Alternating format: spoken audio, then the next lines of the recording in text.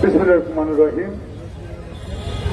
জনতার মেয়র, ঢাকা মহানগর দক্ষিণ বিএনপির সিনিয়র সদস্য, আমাদের সকলের পরিচিত মুখ ইঞ্জিনিয়ার ইশাকের মুক্তির দাবিতে ঢাকা মহানগর দক্ষিণ ছাত্রদলের সভাপতি আমিন সিকদারের সভাপতিত্বে আজকের এই মানববন্ধন অনুষ্ঠানের প্রধান অতিথি হিসেবে উপস্থিত আছেন স্থায়ী কমিটির অন্যতম সদস্য বাবু বয়েশ্বরচন্দ্র রায়, উপস্থিত আছেন মহানগর বিএনপির সংগ্রামী আহ্বায়ক বীর মুক্তিযোদ্ধা আব্দুল সালাম, শিমুল বিশ্বাস, খায়রুল কবির খোকন সহ নেতৃবৃন্দ, আসসালামু আলাইকুম।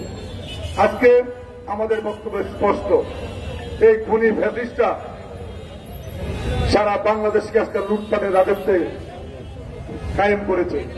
ইঞ্জিনিয়ার ইশাক, সুলতান সালাউদ্দিন টুকু, জহিরুদ্দিন তুহিন এখনো শত শত নেতা কর্মীকে কারাগারে আটকে রাখা হয়েছে।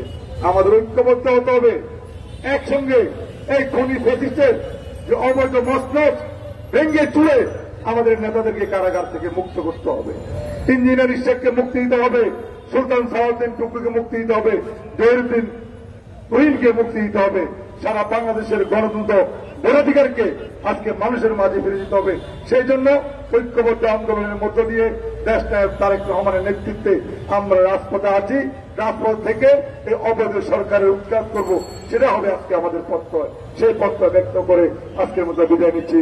খোদা হাফেজ। বাংলাদেশ জিন্দাবাদ। শহীদ অমর হোক দেশ নেতা বেগম খালেদা জিয়া জিন্দাবাদ। আমাদের সকলের প্রিয় নেতা দেশ নায়ক তারেক রহমান জিন্দাবাদ, জিন্দাবাদ।